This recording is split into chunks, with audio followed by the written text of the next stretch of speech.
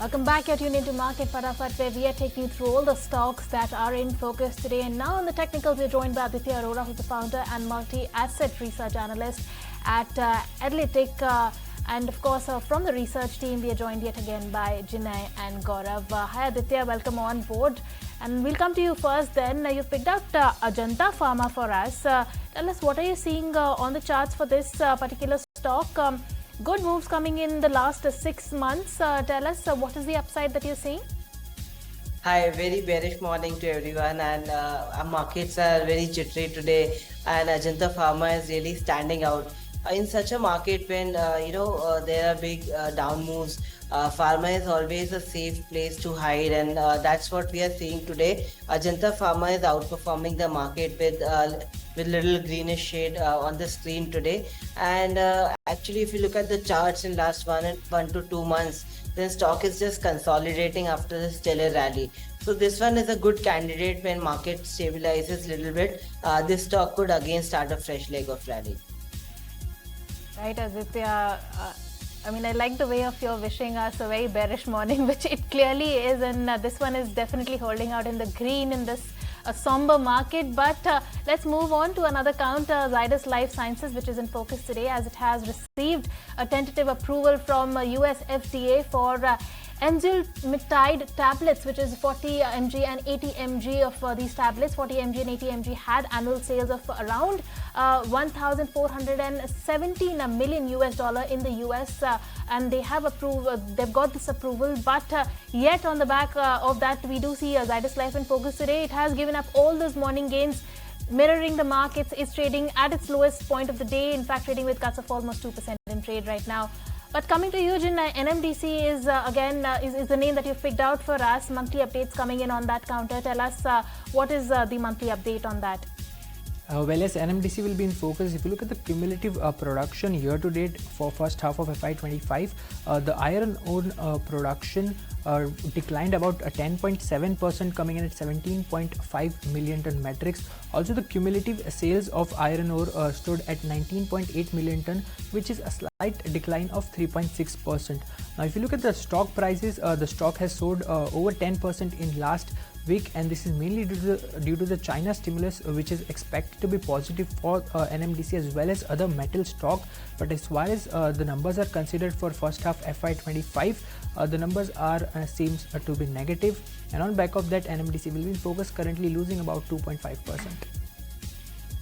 All right, that's NMDC. But moving on, Gaurav, banking names is what you have picked out for us. Tell us banking update coming in there. Tell us what does that say? Well, yes, let's not forget that the September has ended and now companies will come up with their Q2 FY25 result. And first, let's talk about some of the banks who have already come up with some of the updates for Q2 FY25. So first, let's talk about Yes Bank, where we saw a loan book which is now standing at 2.36 lakh crore rupees, which is up almost by 13% on a YY basis. While when we talk about deposits, that stands at 2.7 lakh crore rupees, which shown an uptick of around 18.3%.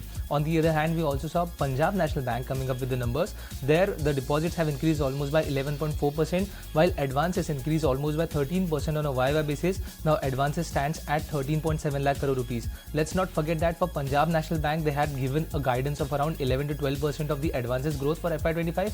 So we can say that the bank has actually outperformed its own guidance. Let's also not forget that when we talk about the entire banking system, we have already seen that the banks have registered for July and August have registered a growth of around 15% in terms of advances, while deposits growth was muted at around 11%. So definitely watching out on all these updates on the back of the Q2 FY25 results, as well as some of the industry trends that we have been seeing in the banks already.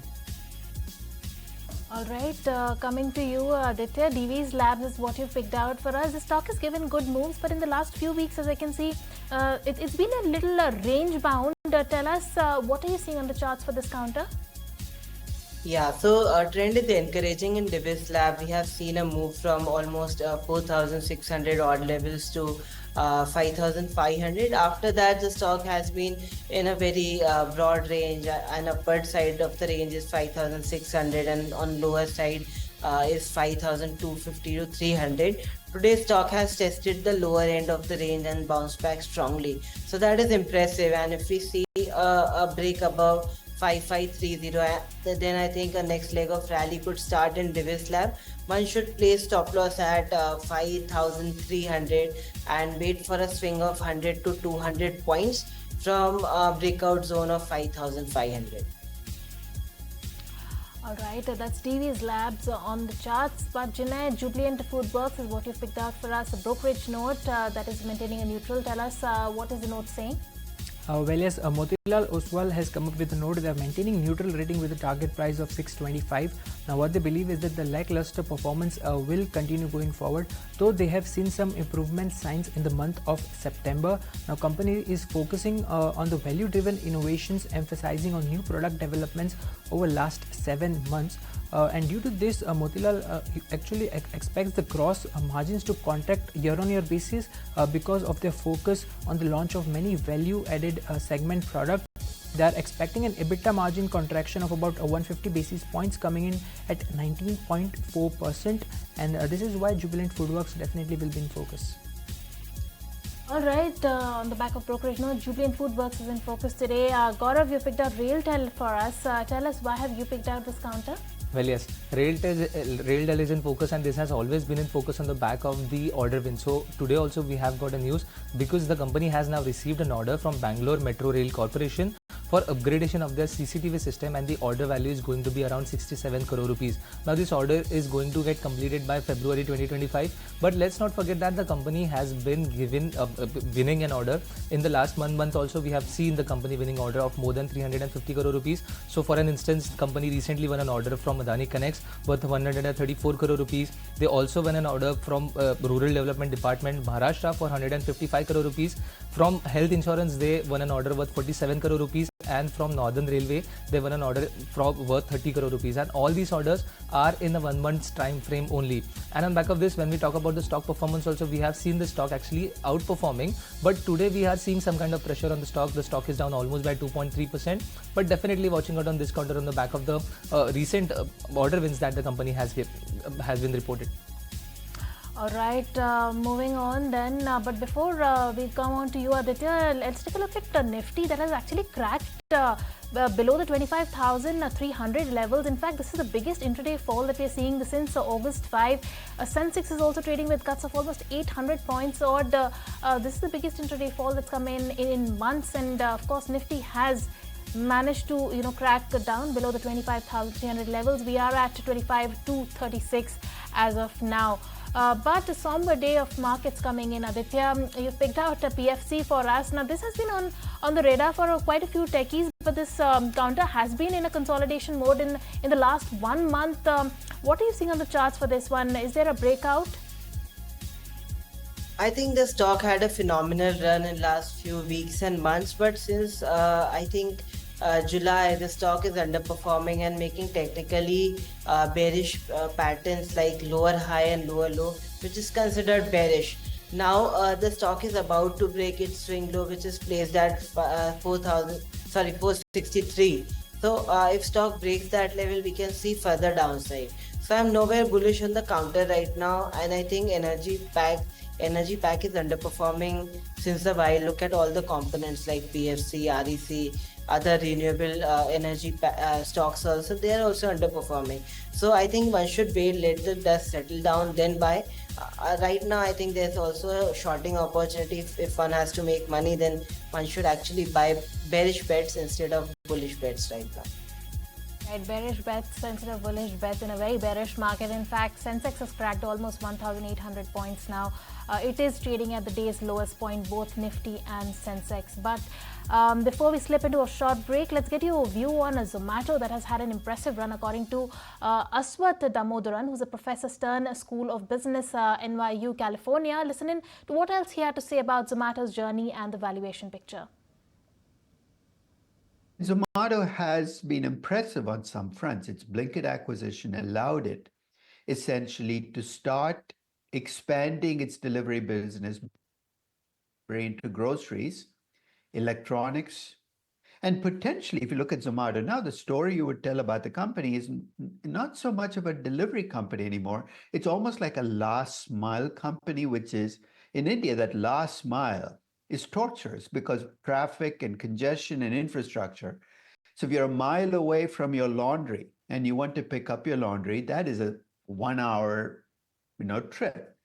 Zomato, in fact, exploiting the fact that it's strange. It's living off the fact that Indian urban infrastructure is broken. And because it's broken, you need a company like Zomato doing stuff that you used to do 20 years ago on your own. So I am impressed by the expansion. What I think the market might be missing is you're entering a very different kind of business in terms of profitability. I value companies because I'm fascinated by them. I don't care if I get them wrong. I'm fascinated by them because they're changing. So there are things that Zomato's done that I look and say, that's really good, and things where I have questions. And that's the basis for valuation. Does it mean I'll get it right?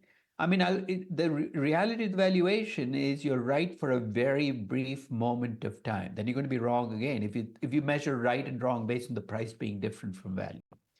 So I think Zomato might become one of the companies I revisit. And if there are other young companies that catch my attention, I'll add them to my list. But you will know, because when I do a valuation, I almost always write about it, because to me, I mean, it drives my decisions, but it also means that the reason I write about it is I now cannot back away and say, I never said that, right? Because it's right there on paper.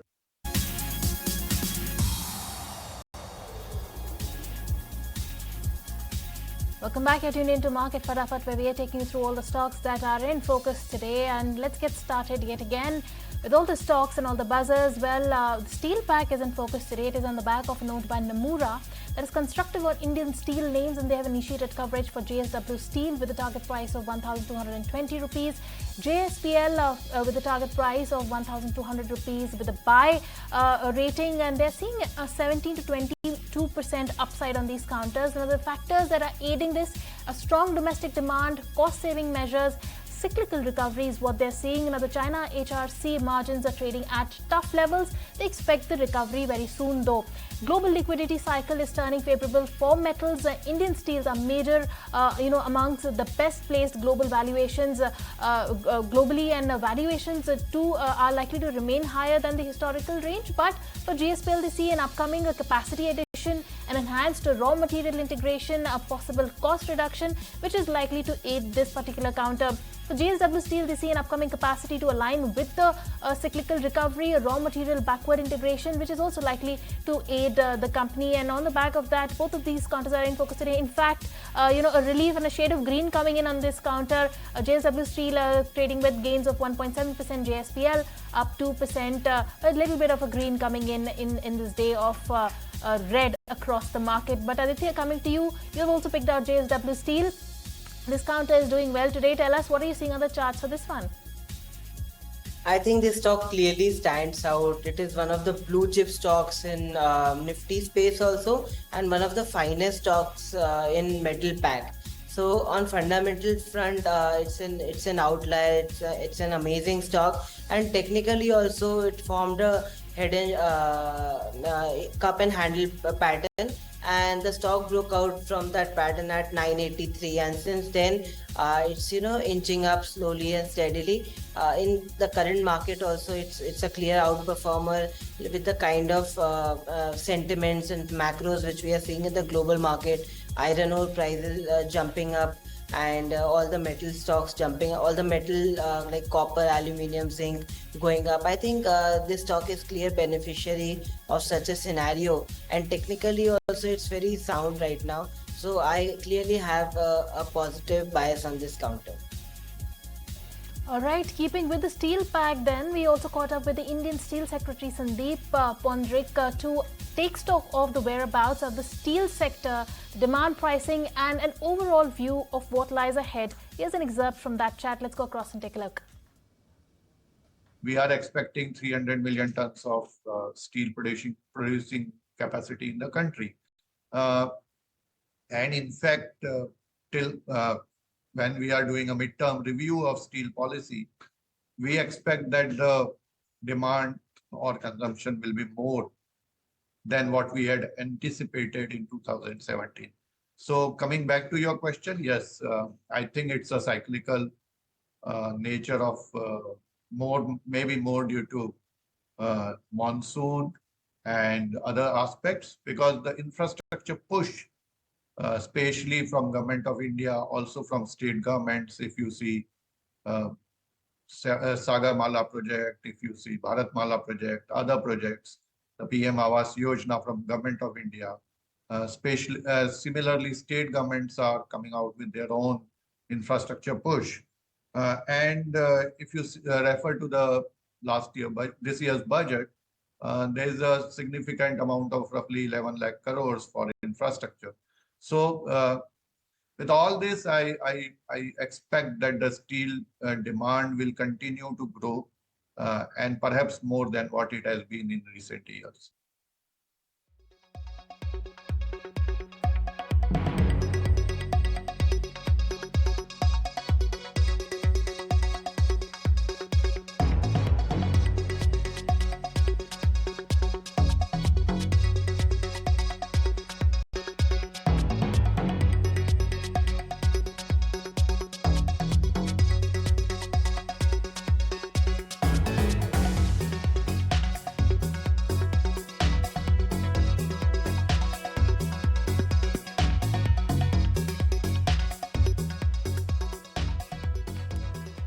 Right, coming to you, Aditya, DLF is the name that you've picked out for us. Now, the realty pack is really, knocked down, taking it on the chin in this trading session. But tell us, what are you seeing on the charts for DLF? Last 6 months, this has been in a consolidation mode, a little bit of a move coming in the last 1 month. But what are you seeing on the charts for DLF? Exactly. Since last since March, the stock is consolidating, and when it achieves it higher end of the range, which is placed at 930 to 950, there's a selling in the counter, and whenever the stock hits the lower end of the range, which is placed at 770 to 800, it's a good demand zone wherein we see good buying pressure from there. So right now the stock is trading at the median price of 863. I would say that one shouldn't go aggressively long right now, but wait for a better price, which are placed around 800 to 770 kind of levels. And globally also, retail property stocks are seeing pressure. So I think there's some selling pressure still pending in this counter, and hence wait for a better price, which is placed at around 800, where the risk reward could be much better. All right. We also caught up with Pushpa Bechtel, the Executive Director of DLF Retail, Luxury and Shopping Malls, who is expecting retail growth of around 13 to 15% in revenue CAGR. Let's go across and listen into what else she has to say and what is she expecting from the retail sector. Let's go across and take a look. Retail growing at a good mid digits, which is around 13% to 14% CAGR. We do see that to be a possibility in terms of sales. And as far as the online is concerned, that's also growing at the same pace. So today, organized retail has across the country is around 15 to 16%. We think that this will grow, will reach the 20% number, because there's a lot of malls that are getting built and opening in the next decade. There is a study recently that almost 30 million square feet of mall space is getting built. So I do think that the organized retail will reach around 20%, as is the online retailing. Online retailing already has reached around 18%, and that will probably grow up to around 18 to 20. All right, coming to you, Jinai, Coal India is what you picked up for us. Yet another monthly update. Tell us what are the updates? Yes, Coal India is in focus as they've come up with a monthly update. If you look at the YTD production till now, the coal production stood at 341.3 million metric ton, which is an uptick of about 2.5% year-on-year basis. Also, the offtake production was about 366.6 million metric ton versus 360.6 million metric ton, seeing a slight improvement of 1.7% year-on-year basis. So overall, a subdued kind of improvement on both the fronts, and on back of this, Coal India will be in focus. All right, moving on. Gaurav, Alembic Pharma is what you have picked out for us. Tell us what's the news flow on this counter? Well, yes. Alembic Pharma is in focus, and especially this stock is actually trading in green, and the reason being that the company has now received a final US FDA approval for the drug, which will be used to indicate the therapy which will be generalizing the tonic-clonic seizures. Now, the estimated market size for this drug is going to be around $163 million according to IQVIA, and Alembic will have a total cumulative of around 216 ANDA approvals now that this drug has been added in the approved list. So definitely watching out on this counter, because this stock is definitely trading with the gains of 3.5% during the market when the market is currently under pressure. All right, moving on then. Aditya, Indigo is the name that you have picked out for us. Tell us what are you seeing on the charts for Indigo? Now, this counter it's actually declining in trade. It's trading with cuts of 4% right now. But last 6 months, good returns. But last 1 month, this stock has been in a consolidation mode. Tell us, do you see a breakout for this one now? I think there are certain important factors one must note down for this counter. The recent development is crude oil is shooting up on back of geopolitical tension. Crude oil actually shot up 4% on Friday. So that is also creating pressure for the counter. And second, negative factor is promoter selling, which we saw in the last few months. So these two factors could actually create near-term resistance for the counter, which is placed at 5,000. And if you look at option activity also, then most of the option writers or call writers are present at 5,000 level. So until 5,000 is not taken out, we could see scope for some time correction or price correction. And once 5,000 is taken out, then next leg of rally could be anticipated. Otherwise, one should wait for a better price, which could possibly be seen in this counter. All right, taking your word for that, Aditya. But with that, we have come to an end of this show. This is a wrap on this edition of Market Fatafat. Gaurav, Jinay, Aditya, all three of you, thank you so much for joining us. And viewers, with that, it's time to wrap up this edition of Market Fatafat. I take your leave. Thank you so much for tuning in, but don't go anywhere because closing trades is coming up next.